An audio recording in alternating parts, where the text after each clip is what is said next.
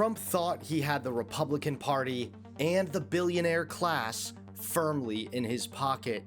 But now, one by one, his allies are jumping ship. From Ron DeSantis to Rick Scott, even MAGA diehards are turning their backs on his latest move. And just when Trump thought things couldn't get any worse, Elon Musk delivered the most humiliating blow of all on national television. How's it going, everybody? Hunter Avallone here with Occupy Democrats. Welcome back to another video. It's no secret that Trump is bleeding support. Trump's power and influence is slipping, and everyone can sense the shift. It could push oil prices higher, therefore energy prices higher, and of course going into 2026, if you have higher gas prices and energy prices, it would not bode well for the Republicans and for Donald Trump in the midterms. Now, having said that, I'd like you to weigh in on this, Congressman, because one of your colleagues across the aisle seems to think that she's going to be the chair of the Oversight Committee, that being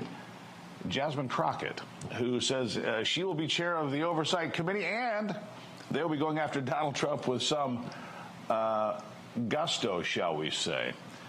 Jasmine Crockett, I think, for Republicans is the best thing on a daily basis for the things that she says and the way she conducts herself. But if the Republicans don't do well in the midterms, what if she did have a chairmanship? How frightening is that? Well, extremely frightening. And I think that is the wake-up call, as if Republicans needed a wake-up call. Listen, we've got to make sure that we understand that every election matters. We put all of our eggs in 2024. This makes it clear that Republicans are terrified of the repercussions if Donald Trump fails. And Donald Trump is failing. In fact, his big, beautiful bill is such a disaster, it's tearing apart Republicans. He said, look, we can't keep doing this, and we need to moderate and reduce the amount of money that the federal government is spending. And yet, we have a Republican Congress, and to this day, we're in the end of May, past Memorial Day, and not 1 cent in DOGE cuts have been implemented by the Congress. But I think what you've seen with how, and I kind of said this early on, that DOGE and Elon were on a collision course with the swamp. And the question is, what would happen? And I don't think there's any question that DOGE fought the swamp, and so far the swamp has won. And that's just unfortunate. How many other Republican senators do you think share your concerns and are willing to work to make major changes to this bill? I think we have enough to stop the process until the president gets serious about spending reduction and reducing the deficit. So, Senator, would you say without any changes, at its current composition, would you vote no?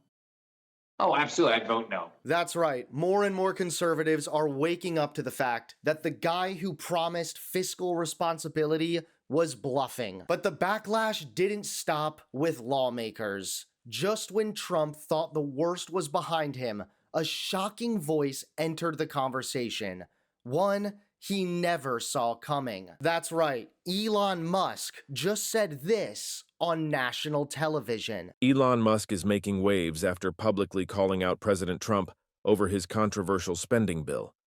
Once considered a powerful ally and informal advisor, Musk has now voiced clear disappointment with the president's plan. The rebuke comes at a time when Trump is already facing mounting resistance, not just from Democrats, but from within his own party.